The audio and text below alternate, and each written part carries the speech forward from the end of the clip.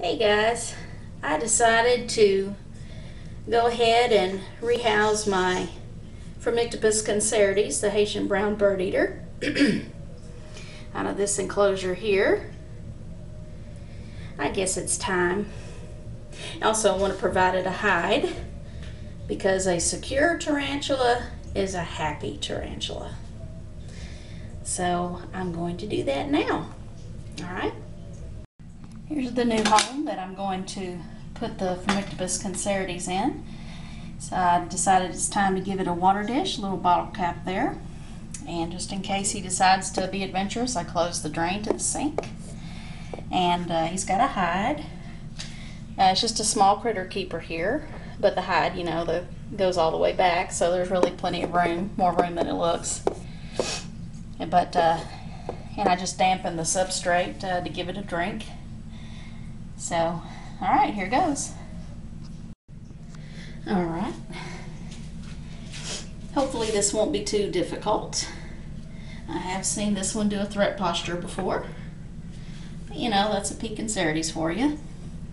Even as a sling, it's perfectly capable of acting ugly. And it will flick hairs probably.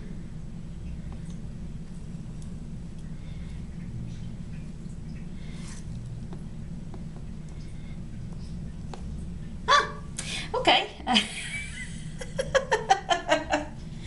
It flipped and went in its hide and landed right side up. So that ended up being a lot easier than I thought it would. Didn't even flick hairs. Didn't throw a threat posture, nothing. So cool. Hope the other ones are that easy. Okie doke. Hope it enjoys its new home. Alright, next. Check her out. Brachypalma bomi, Mexican fireleg. I'm going to keep this one in the same enclosure, but I'm going to basically just dump this old substrate and just provide it with a new cave. And what I've been using for these little slings here for caves are just these little plastic cups right here. They're just as good as a piece of wood, you know, or cork bark. They're just as good. You don't have to worry about mold. But anyway, so yeah. And this one was actually easy to get into this temporary enclosure here. Surprisingly, it did not flick hairs.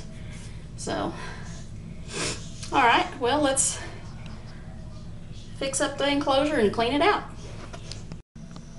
All right, now we'll try to put the Brachypalma bomi inside its home that had been redecorated. And I did it the exact same way that I did the pea concerites. Now, are you going to cooperate? The pea concerites did. How about you?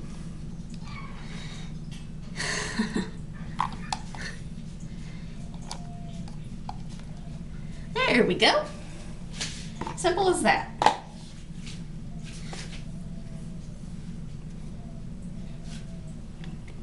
Okay, I jinxed myself.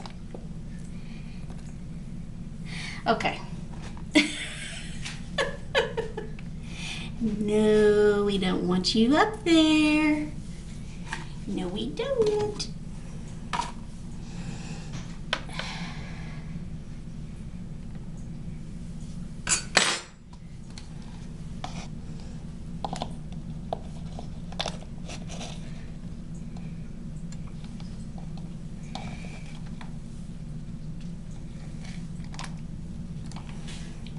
Yeah, I was trying to climb up the mirror. Obviously, I did not want to let that happen because these are not arboreal tarantulas and it could very easily fall and hurt itself. Oh.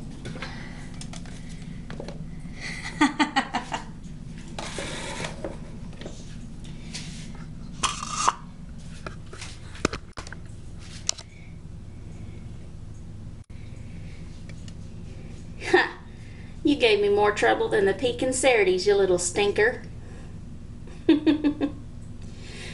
But surprisingly, I didn't see much hair flicking and no biting.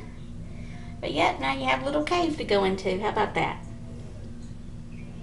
Alright, let's try the Phonopomasimani. And here's my Phonopomasimani, the Costa Rican zebra. Didn't want to come out of its home, but wasn't too bad. So I'm going to do the same thing with this home. I'm going to wash it, empty the old substrate, put in the new substrate, and then give it a cave. Alright, stay tuned. Now we'll do the same thing with the Phonopomasimani.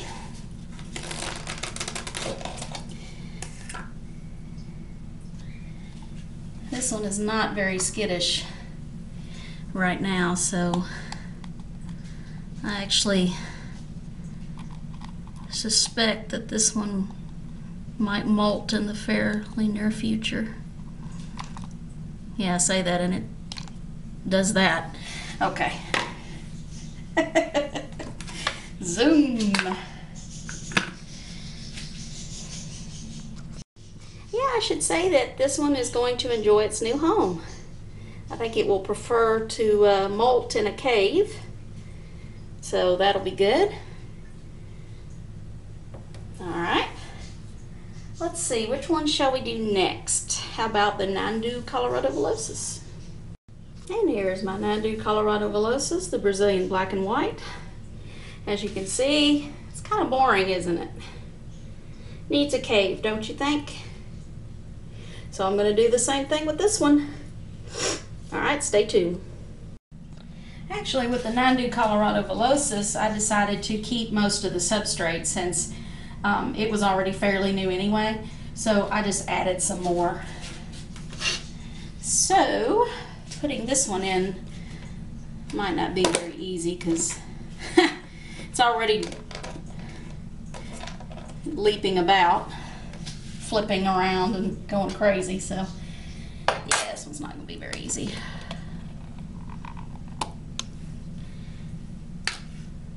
Are you going to be difficult like my Bebomi, huh? Look, I got you a nice cave. Go find your cave. There you go. Okay, that wasn't too bad.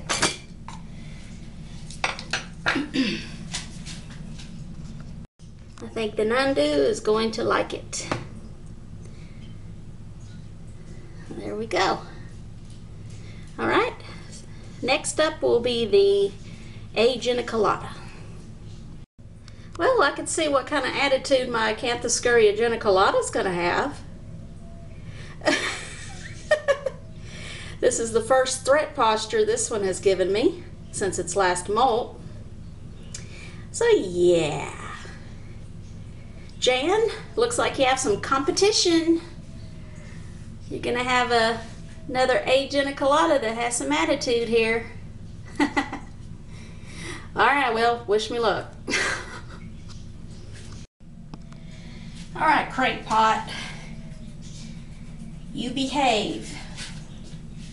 My Acanthoscurria geniculata haired me a lot in addition to the threat posture. So now I'm itching, of course. The common name is giant white knee. You're going to be mean, aren't you? Well, you'll thank me later when you enjoy your new cave. Now don't get ugly. Come on. Get in there. There you go. Come on. Go. Goodbye. Didn't appreciate that. Okay. There. You think you'll be happy with that? Huh? Got you a cave. And of course I dirtied your water again. I guess I'll have to fix that, huh? Alright, you can chillax now. Alright. Let's see what other tea I need to rehouse or do maintenance on. Remember the tarantula that I thought was a Lampropama violaciope? Well, it's actually Haplopama lipidum. You see that white stuff right there? That would be mold. So I'm going to remove this wood because this is not, doesn't need to be an arboreal setup anymore, because H. libidums are terrestrial burrowers. So I'm going to remove that wood, and it molds way too easily. So yeah, this is going to be a lot of fun. And I'm going to fill it up really high with some substrate since they love to burrow. I think I will go ahead and keep it in this enclosure. There's another YouTube subscriber who has a whole bunch of H. libidums, and he has his in a lot of these taller enclosures, and he just has a whole bunch of substrate in it, and they seem to really like it. So that's what I'm going to do. I'm going to do a little maintenance here and wish me luck. Yeah, she's not having it. She is mad. Of course, I would be too. I mean, she already had her hide all made up, and here I am ruining it. Of course, she'll do it all over again, but I really need to take this wood out. It molds way too easy, and I just want to give her some more substrate. But this isn't easy. The wood is very difficult to squeeze through here. I'm trying not to get bit. I'm trying not to hurt the tea. So, wish me luck again. You are not making it easy, girly. Look at that. She's on her back, under the rock, or the wood. Oh yeah, she is not having this. I think I'm gonna have to try a different way, because this isn't working. Take that, sucker. Had to do this in the bathtub. Okay, now I can finally get to making her enclosure the way I want it. Okay, this time I took the wood out and I just put all substrate in there, a whole bunch in there for her to burrow in. Got her water dish. I upped the humidity in here since they require a lot of it. So she should enjoy burrowing in here. She did burrow in the last way it was. She had the burrow all webbed up on the inside, so I'm sure she'll do it again. Alright, here's the fun part. Sometimes tarantulas, I've noticed, will not show their true colors the first day that you get them. Of course, there are exceptions, like my Haplopama longipes immediately showed her true colors, but this one did not. But once they get settled into their new home, they will guard their home to the death, as I've said many times before. And this one showed me that it is perfectly willing to do that.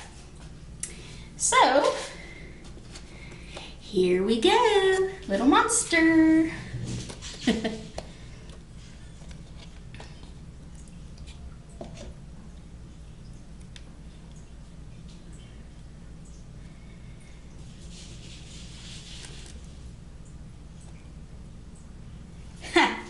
Idiot. Forgot my tongs. Here they are. Okay. Hi, sweetie. Would you like to cooperate today? This is where I would prefer to have two tongs.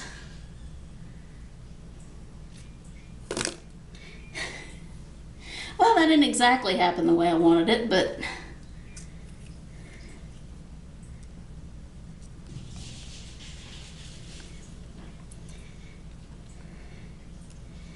you remember that tarantula video I did a while back saying what a stubborn tarantula looks like? Yeah, this is the same one. I'm trying not to get bit. I'm trying not to hurt the tarantula. how about we do this peacefully? How about that?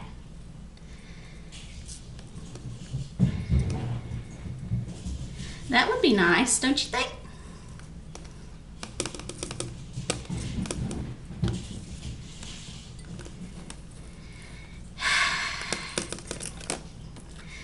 There you go, doing that again. No, I don't want you up there. No, I don't.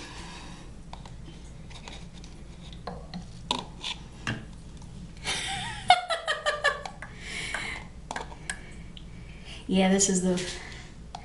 Now, this one is not showing much aggression right now because it's in unfamiliar territory.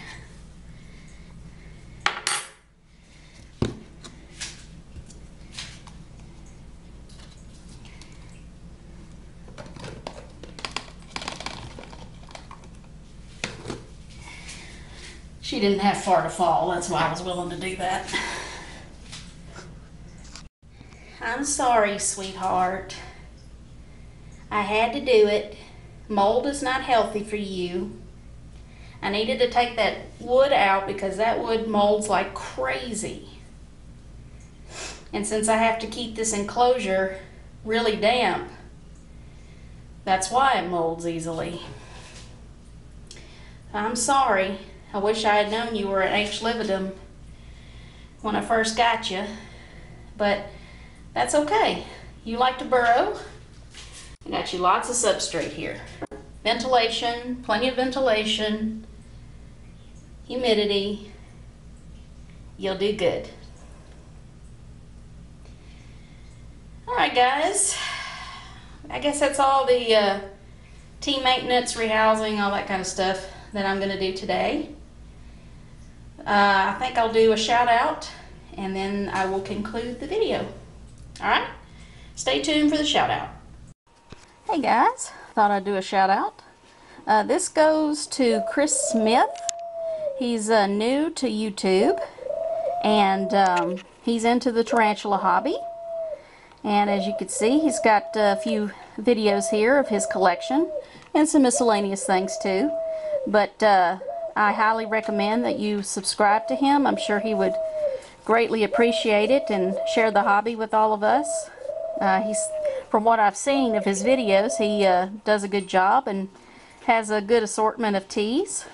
So yeah, check out his videos and encourage him to make more, because I'm sure we'll enjoy them.